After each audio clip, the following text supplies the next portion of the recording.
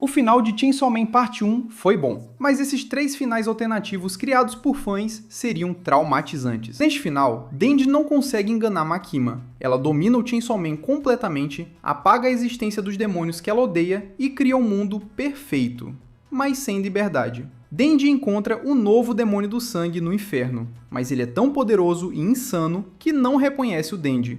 O final mais dark.